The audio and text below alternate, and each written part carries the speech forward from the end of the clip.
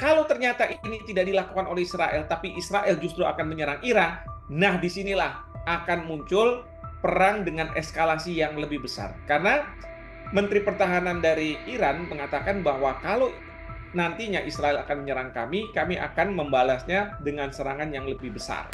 Mereka punya alasan untuk saling bertempur. Nah, ini yang membahayakan.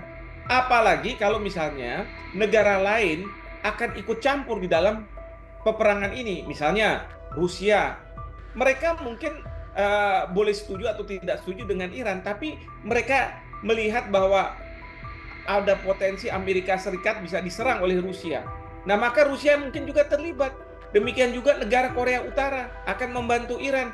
Walaupun dia tidak tahu apa itu Syiah, apa itu Hamas, dan lain sebagainya. Yang penting ada Amerika Serikat di sana, dan kemudian dia akan melakukan serangan juga ke Amerika Serikat. Dalam waktu yang sangat singkat, malah mengorbankan banyak warga Palestina. Ini kan harus di-stop. Jadi bagaimana menyetopnya? Menurunkan Perdana Menteri Netanyahu. Dan Amerika Serikat tahu bahwa di Israel, sebagian masyarakat, mungkin masih sebagian kecil di masyarakat Israel itu menentang kebijakan yang dilakukan oleh Netanyahu, karena mereka menganggap bahwa Israel ini bukannya tambah aman, tapi tambah terancam keberadaannya. Program Tribun Fokus Tribuners membersamai Anda hari ini bersama dengan saya Nila Irdah. Tribuners, Iran baru saja menghujani Israel dengan ratusan drone dan rudal mereka yang mana digadang berpotensi bisa menghadirkan perang besar. Peluncuran rudal dan drone ini sebagai balas dendam yang dilakukan Iran seusai Israel pada 1 April lalu menyerang konsulat Iran di wilayah Damaskus. Lantas, serangan Iran ke Israel ini apakah kemudian bisa berpotensi menimbulkan perang berkepanjangan yang juga melibatkan negara-negara lain? Saya akan membahasnya. Tribunar sudah tersambung melalui Zoom bersama dengan saya. Ada pakar sekaligus guru besar Hukum Internasional Universitas Indonesia, Prof. Hikmahanto Juwana sudah tersambung melalui Zoom bersama dengan saya. Prof. Hikmah, terima kasih banyak sudah bergabung. Apa kabar, Prof? Baik, Nila, sehat, alhamdulillah. Maaf lahir batin ya. Maaf lahir batin, terima kasih sekali Prof. Hikmah menyempatkan waktunya berbincang bersama dengan saya hari ini. Ini saya ingin membahas bagaimana kemudian konflik yang saat ini baru saja terjadi antara Iran dan juga Israel. Ingin minta pengantar dari Prof. Hikmah terlebih dahulu, melihat serangan besar yang dilancarkan Iran pada akhirnya, begitu ya Prof. Ya, apakah ini sudah menjadi langkah yang tepat untuk menjadi balas dendam dari Iran, Prof? Jadi pertama ya, kita harus pahami bahwa serangan Iran ini tidak terlepas dari serangan Israel ke Gaza. Ya. Memang Israel pada waktu itu mengatakan bahwa mereka menyerang Gaza, sebenarnya menyerang Hamas. Karena Hamas bertanggung jawab menurut Israel terhadap serangan pada tanggal 7 Oktober tahun kemarin. Nah, dalam konteks seperti itu, Israel terus melakukan serangan ke Gaza yang sebenarnya tidak hanya menyasar Hamas, tetapi juga rakyat sipil. Bahkan menurut suatu laporan itu sudah hampir 40.000 orang yang tewas karena serangan dari Israel. Nah, berbagai upaya dari masyarakat internasional sudah dilakukan. Pergi ke Perserikatan Bangsa-Bangsa, bahkan terakhir adalah Dewan Keamanan PBB sudah meminta Israel untuk melakukan gencatan senjata selama bulan suci Ramadan. Nah, ketika itu Amerika Serikat yang punya hak veto tidak melakukan vetonya, tapi dia abstain. Yang biasanya mereka akan memveto selalu melindungi Israel. Ya. Nah, itu pun tidak digubris oleh Israel. Pertanyaannya, bagaimana cara untuk mengakhiri serangan ke Gaza ini yang sudah tidak proporsional lagi? Nah, dalam konteks seperti ini, Iran sebenarnya sudah ingin sejak lama turut terlibat dalam perang ini. Paling tidak dia ingin memberikan serangan kepada Israel untuk bisa menghentikan serangan ke Gaza. Namun Iran tidak mempunyai alas yang sah untuk bisa melakukan serangan tersebut. Nah, barulah pada tanggal 1 April ketika konsulat Iran di Damaskus, Syria mendapat serangan yang dugaan besarnya adalah dari pihak Israel. Di sini Iran kemudian mengatakan bahwa dia tentu tidak bisa terima dan dia akan menggunakan hak bela diri dia, self defense, yang diatur di dalam pasal 51 Piagam PBB. dan kemudian Iran sudah ke Dewan Keamanan, tapi tidak ditanggapi secara serius. Oleh karena itu, menurut Iran, akhirnya pada hari Sabtu kemarin mereka melancarkan serangan dengan rudal dan drone ke arah Israel. Ini yang terus kemudian oleh Israel memang ada yang diintercept, tapi ada juga yang lolos dan mengenai instalasi-instalasi militer. Nah, kemudian setelah serangan tersebut, saya kalau tidak salah Menteri Pertahanan dari Iran mengatakan bahwa serangan ke Israel sudah dihentikan. Artinya ini merupakan upaya balasan yang dilakukan oleh Iran karena Israel menyerang konsul mereka di Syria. Nah, sudah dihentikan. Nah, respon dari Kementerian Pertahanan Israel setelah Perdana Menteri Netanyahu memimpin rapat mengatakan bahwa Israel akan menyerang kembali, ya, melakukan balasan serangan pada waktu yang tepat. Nah, yang ini yang jadi masalah nih, waktu yang tepat ini maksudnya apa? Apakah besok, apakah lusa, apakah seminggu dari sekarang, 2 minggu, 1 bulan, 2 bulan, atau kapan? Tapi juga jangan-jangan kata-kata waktu yang tepat ini bersayap. Artinya Israel mungkin saja tidak akan melakukan serangan ke Iran. Karena apa? Karena mereka mengatakan bahwa dalam posisi sekarang, setelah dunia berteriak untuk Israel menghentikan serangan, di mana Amerika Serikat juga mendapat tekanan dari dunia, Amerika Serikat ternyata tidak berada di belakang Israel 100%. Ya, buktinya memang Presiden Joe Biden mengatakan sebelum ada serangan dari Iran, ada dugaan pada waktu itu Iran akan menyerang. Joe Biden sudah mengatakan jangan diserang. Ketika setelah terjadi serangan, Joe Biden mengatakan bahwa kami berada di belakang Israel, Amerika Serikat. Nah, tetapi tidak 100% berada di belakang Israel untuk mendukung upaya Israel menanggapi serangan dari dari Iran. Nah, oleh karena itu saya melihat bahwa ada kemungkinan bahwa Israel akan menghentikan tidak akan melakukan serangan balasan dan juga akan menghentikan serangan ke Gaza, ya. Tapi dengan catatan, kalau ternyata ini tidak dilakukan oleh Israel, tapi Israel justru akan menyerang Iran, nah disinilah akan muncul perang dengan eskalasi yang lebih besar. Karena Menteri Pertahanan dari Iran mengatakan bahwa kalau nantinya Israel akan menyerang kami akan membalasnya dengan serangan yang lebih besar. Nah, ini yang kita khawatirkan. Karena apa? Mungkin saja serangan yang lebih besar dari Iran itu akan kemudian ditanggapi atau direspon oleh bukan saja tentara Israel, tetapi Amerika Serikat. Karena Amerika Serikat, menurut Joe Biden, kalau sudah sampai dalam posisi seperti itu, Amerika Serikat akan terlibat. Nah, kalau sudah Amerika Serikat terlibat, pertanyaannya adalah apakah Iran tidak akan dapat bantuan misalnya dari Hezbollah yang ada di Lebanon, Houthi yang ada di Yemen, ya.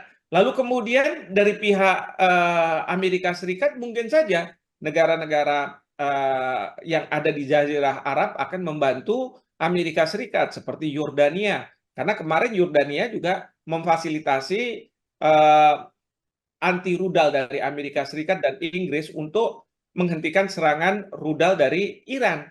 Nah, ini kaitannya dengan apa sebenarnya? Kaitannya dengan sebenarnya mazhab yang ada di dalam Islam, yaitu Iran berafiliasi dengan Syiah, sementara negara-negara Arab lainnya berafiliasi dengan Sunni, sehingga mereka punya alasan untuk saling bertempur. Nah, ini yang membahayakan.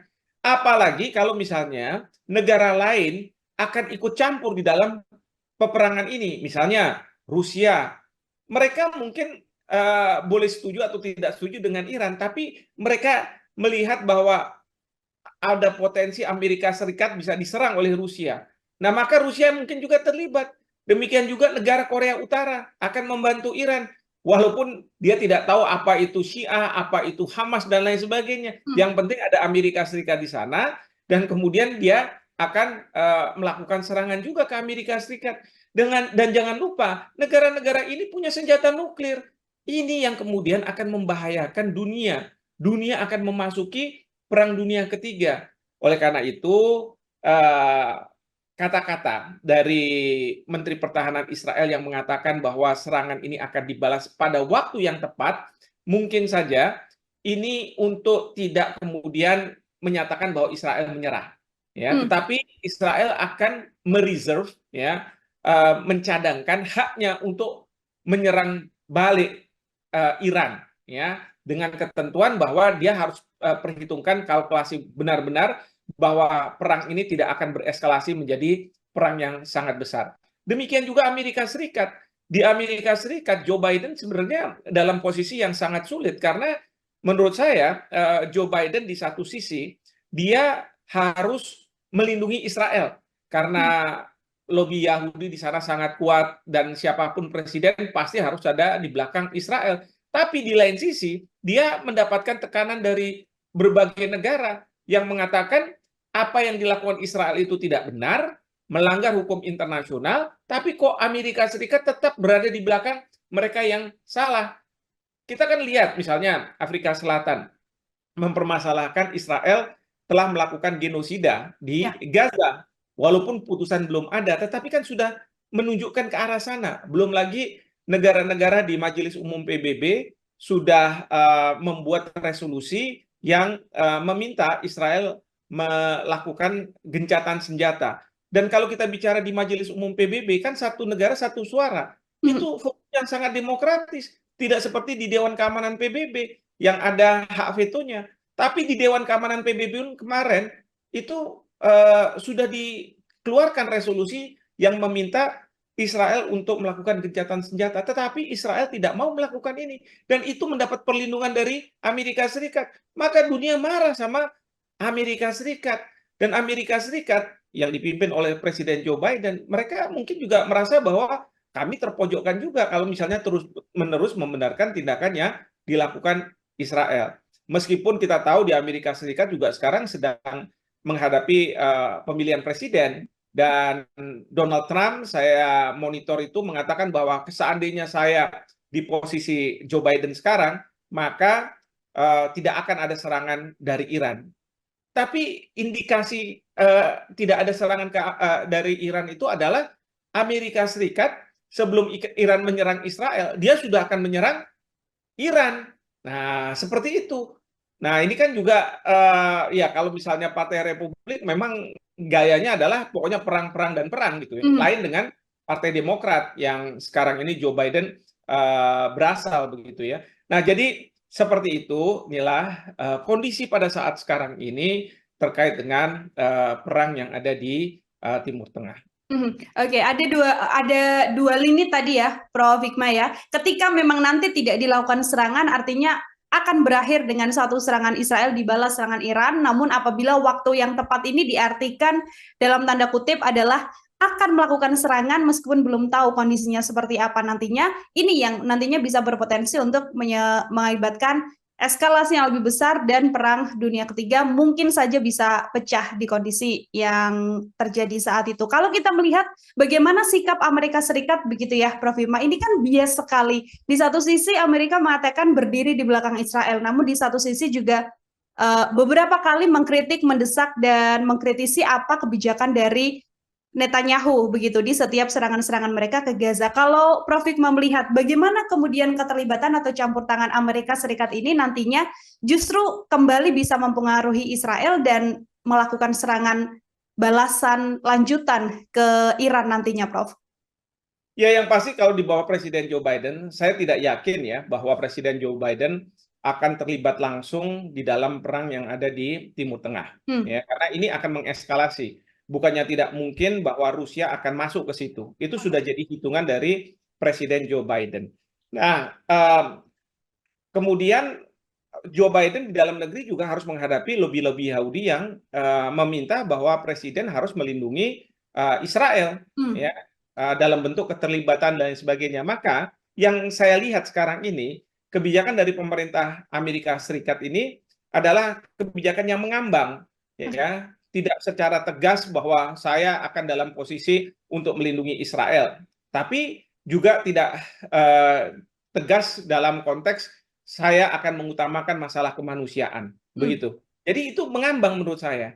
Nah, dalam konteks seperti itu, saya mungkin juga mungkin salah ya, tapi saya menduga bahwa Presiden Joe Biden berserta staf mungkin merapatkan bagaimana caranya Israel menghentikan serangan sehingga eh, tidak Amerika Serikat tidak terlalu larut ke dalam perang yang ada di Timur Tengah ini. Hmm. Nah, salah satu upayanya itu adalah bagaimana meminta Presiden Netanyahu untuk turun dari jabatannya sebagai Perdana Menteri. Oke. Kenapa? Kalau kita bicara Israel kan sebenarnya sesuatu yang abstrak. Israel itu karena dijalankan oleh orang yang memiliki kekuasaan di dalam sistem konstitusi mereka ya. Dalam hal ini Perdana Menteri.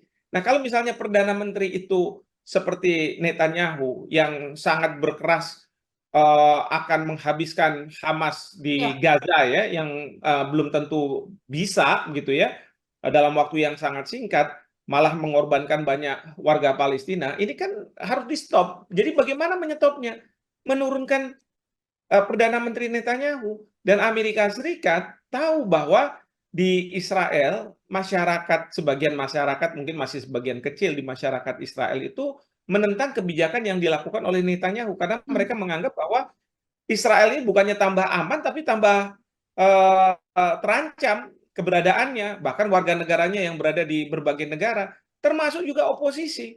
Nah, biasanya kalau Amerika Serikat kan pandai ini ya, memanfaatkan situasi seperti ini untuk bisa menurunkan suatu pemimpin, tetapi dilakukannya secara konstitusional. Nah, mungkin ini menjadi opsi juga bagi Amerika Serikat sebagai jalan keluar dari permasalahan yang ada ini. Yang terpenting adalah serangan Israel ke Gaza itu akan dihentikan. Kalau serangan Israel ke Gaza itu dihentikan, saya yakin Iran juga tidak akan melakukan serangan ke Israel, kecuali Israel nanti akan melakukan serangan balasan ke Iran seperti itu. Oke, muaranya kembali ada di Gaza ya, Prof ya. Ketika Israel berhenti melakukan serangan ke Gaza, artinya Iran juga tidak akan terlibat lebih lanjut untuk melakukan serangan. Ini kalau kita melihat bagaimana kekuatan militer dari Iran, Prof Hikmah, yang juga kemudian sekutu-sekutu yang membantu Iran, termasuk juga kekuatan militer dari Israel. Kalau secara hitung-hitungan, apabila memang perang pecah dan terjadi serangan bertubi-tubi dari kedua belah pihak, kekuatan militernya seperti apa, Prof? Sebenarnya kalau saya memonitor ya, kekuatan militer dari dua negara ini, Israel dan Iran, itu boleh dikatakan imbang. Memang kalau dari sisi prajurit, Iran lebih unggul karena dia punya 500.000 prajurit, tetapi Israel hanya punya 180.000.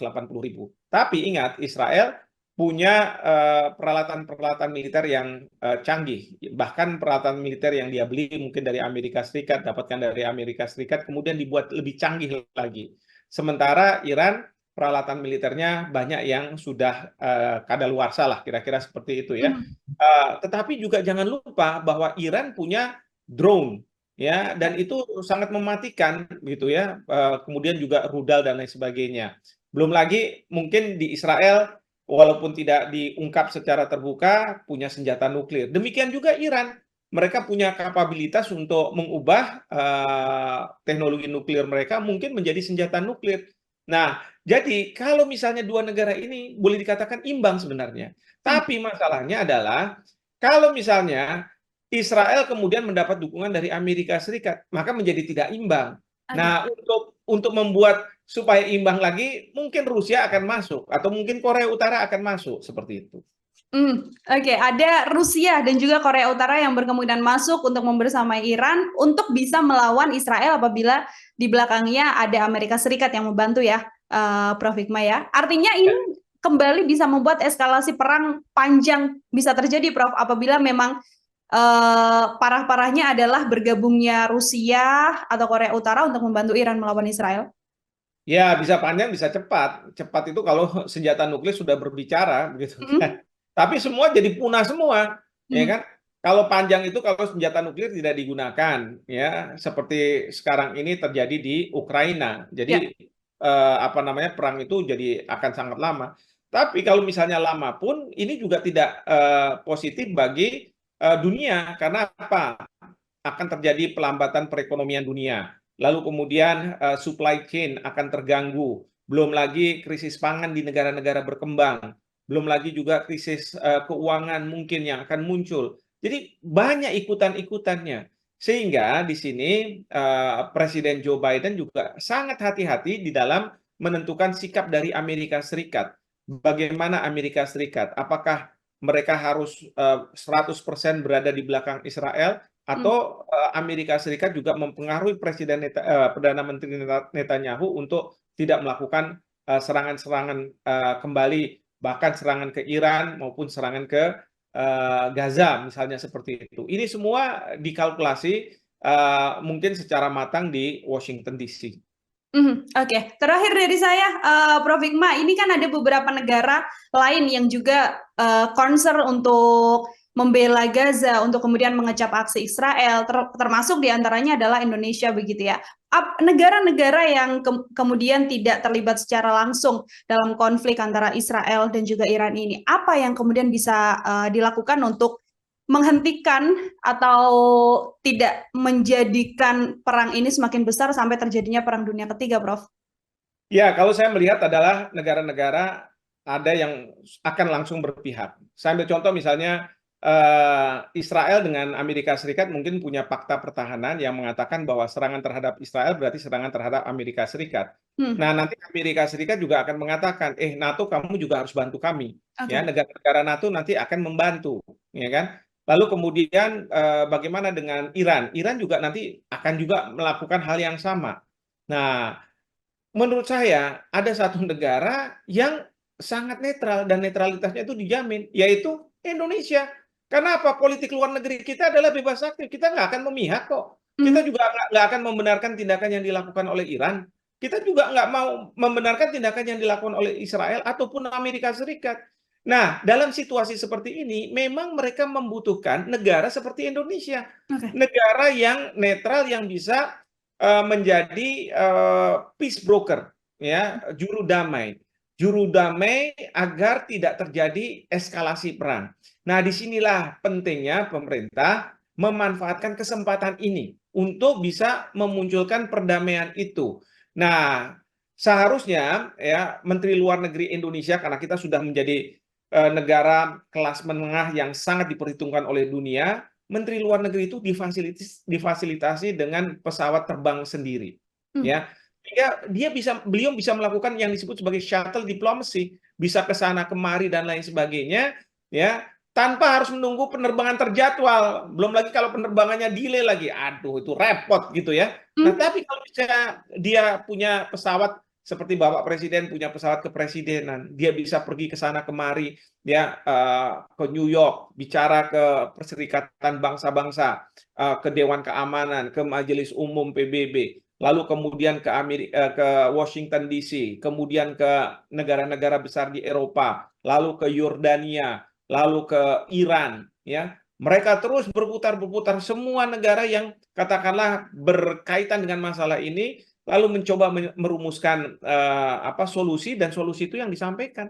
Ya, intinya adalah bagaimana serangan yang dilakukan di Israel itu dihentikan, Israel di Gaza itu dihentikan, dan kalau itu bisa dilakukan, lalu kemudian negara-negara itu diminta untuk menahan diri. Memang sekarang Kemenlu sudah membuat pernyataan bahwa negara-negara sebaiknya diminta untuk menahan diri untuk dalam penggunaan kekerasan, ya. Nah, lalu minta supaya dilakukan sidang darurat Dewan Keamanan PBB. Tapi kan itu nggak cukup kalau cuma pernyataan-pernyataan. Jadi harus hadir Menteri Luar Negeri seperti itu. Oke, harus hadirnya Menteri Luar Negeri termasuk Indonesia bebas aktif ini bisa membantu untuk kemudian bisa menyelesaikan konflik atau meredam ya, Prof ya, untuk kemudian meredam apa yang terjadi agar tidak kemudian terjadi perang dunia ketiga atau eskalasi perang yang semakin panjang. Prof Hikmah, terima kasih banyak untuk kesempatannya berbincang bersama dengan saya hari ini. Semoga di lain kesempatan kita bisa berbincang kembali. Luar biasa sekali, Prof Hikmah. Selamat beraktivitas kembali, Prof. Terima kasih Nila, semuanya pemirsa dari Tribun News. Ya, terima kasih kembali. Demikian obrolan saya Tribuners bersama dengan Prof. Hikmahanto Juwana, pakar dan guru besar hukum internasional Universitas Indonesia. Nantikan obrolan saya bersama sejumlah narasumber-narasumber lain dengan tema-tema lainnya yang pastinya hanya dalam program Tribun Sound Focus. Saya Nila Irda pamit undur diri. Terima kasih dan sampai jumpa. Download Tribun X sekarang. Menghadirkan lokal menjadi Indonesia.